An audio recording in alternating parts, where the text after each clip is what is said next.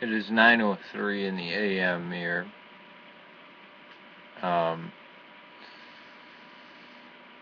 and I got a message from somebody from Tewahedo, which is the Ethiopian Orthodox Church. What is the problem with the Ethiopian Orthodox Church when it comes to reunion with Orthodoxy?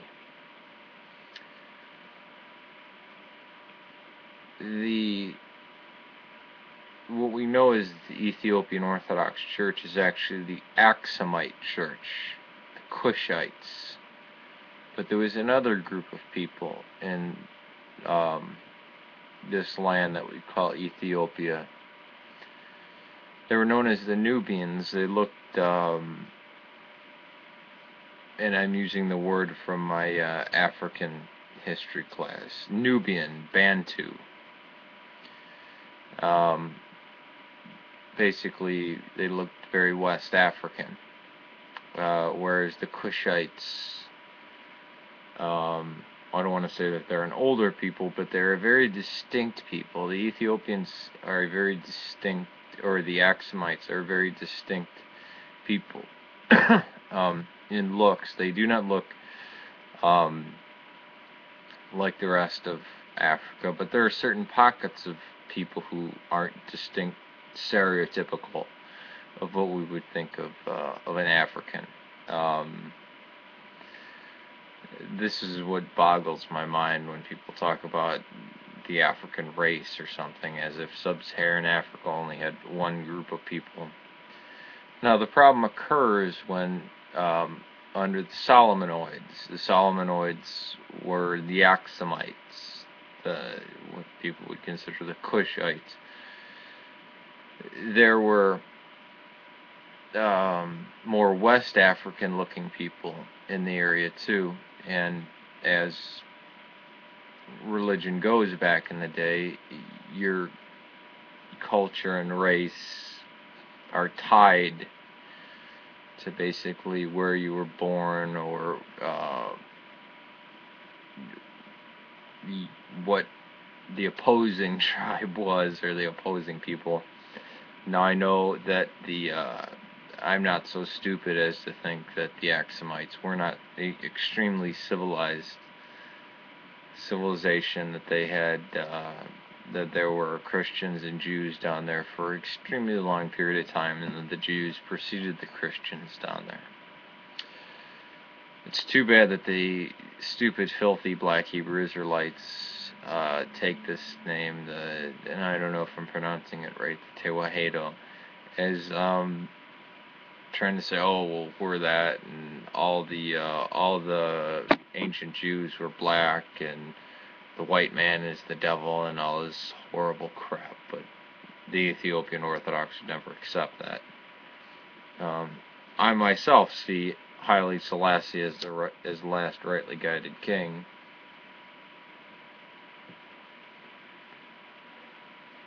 Even though he was from the Oriental division. Now, the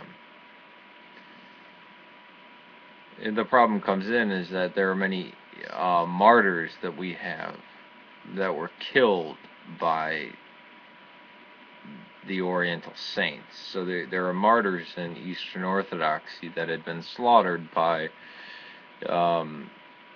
the Eastern Orthodox saints of the Eastern Orthodox Communion, and vice versa,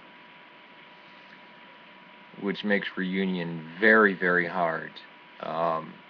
Makes it very difficult, and I don't think there should be reunion, because I don't think we should either step on the graves of those who are of the Oriental Communion or those of the Eastern Orthodox Communion.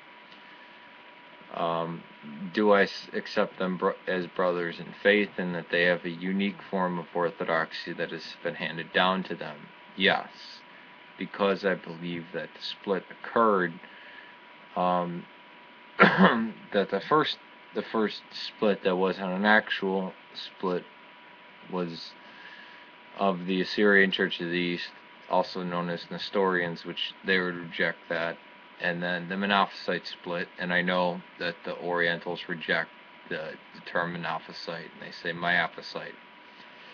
From talking to this person, they do hold the hypostatic union. They hold something extremely similar, if not the exact same, just without wording, to our Council of Chalcedon. And I've talked to other Orientals that say, well, it was because Chalcedon held this thing about the Pope of Rome. But let's not us forget that there were many Monophysite emperors. In Constantinople, there were many Monophysite popes of Rome. There were many Monophysite patriarchs of Constantinople. Nestorius was a patriarch of Constantinople, who I think that's one thing that we can agree on, that we don't like the Nestorians. Not Nestorians, but Nestorius, or as he sung in the hymns, Nestor the Ugly. I am not for unity or reunion, and I think there is a terrible video going around saying Catholic, Orthodox, or Protestant were all of the same faith, blah blah, we should just be one church. Well, the problem is we were one church until the Romans, the papal Roman Catholics, Latins, started inventing things and adding things, and the forms of Eastern Orthodoxy have tried to remain pure and not add a single thing.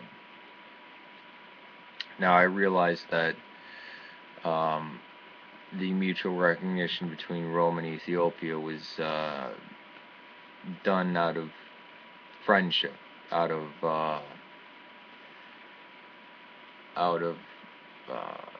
common respect, since they had been divided for so long, and that's where we thought Prester John was going to come from and kick the shit out of the Muslims and take it back.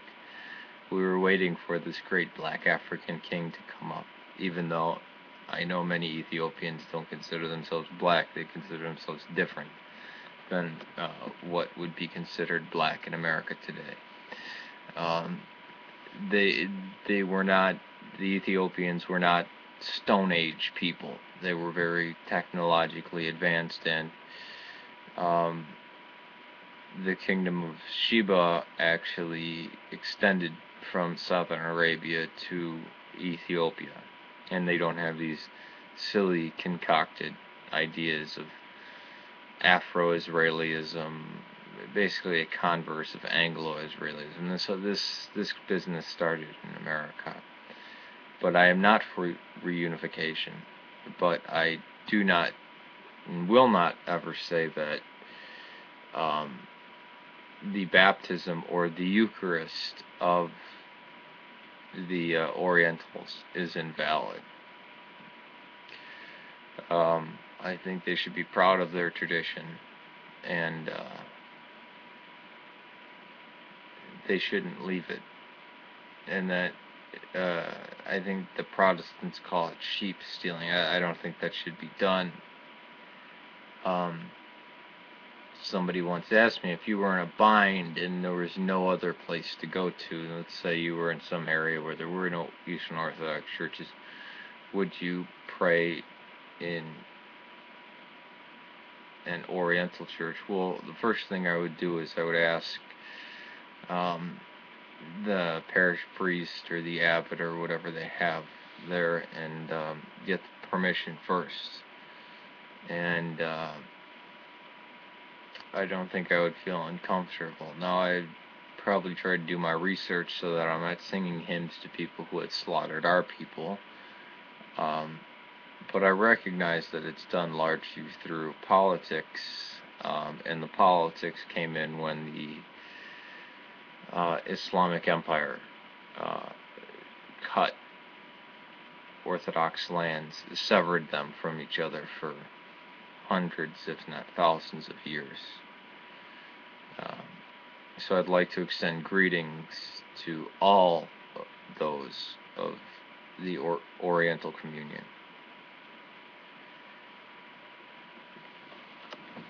So I'd like to say peace to you. May God save Serbia and Syria.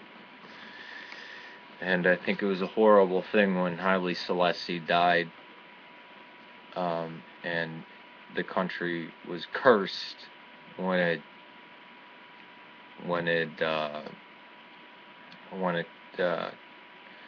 turned communist, and that's when all the famine happened, and the Mengistu government really screwed up everything.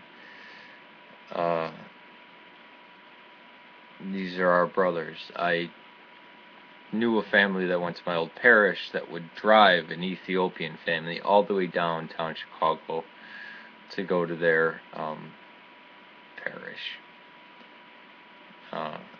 And I think this is how we have to deal with it, to respect each other. And I don't believe either of us are enemies of God, and I don't think we should look at each other as like Protestants or this or that. And there are many things that I praise the Orientals for. Many of them hold a far older liturgy.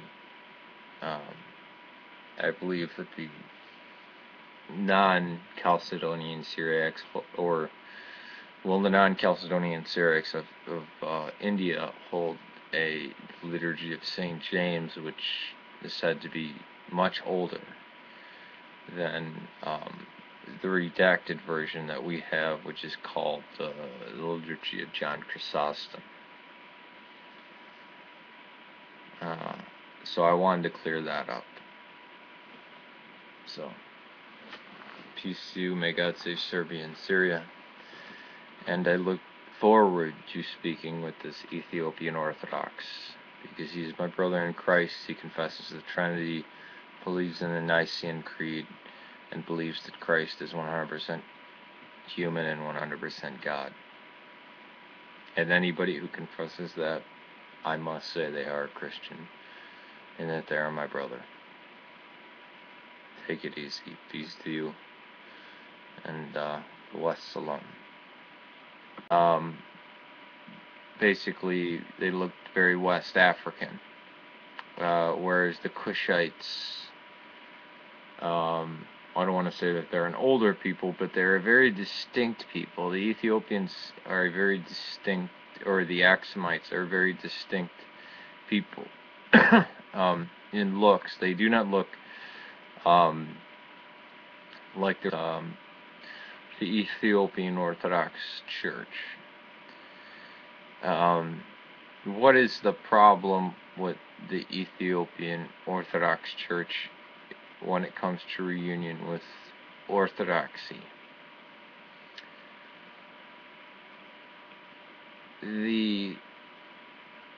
What we know is the Ethiopian Orthodox Church is actually the rest of Africa, but there are certain pockets of people who aren't distinct, stereotypical of what we would think of an African. This is what boggles my mind when people talk about the African race or something, as if sub-Saharan Africa only had one group of people. Now, the problem occurs when the Axumite Church, the Kushites, but there was another group of people in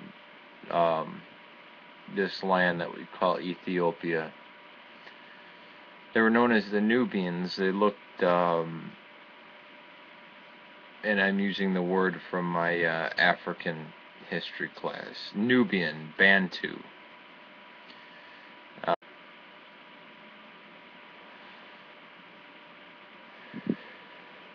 It is 9:03 in the a.m. here.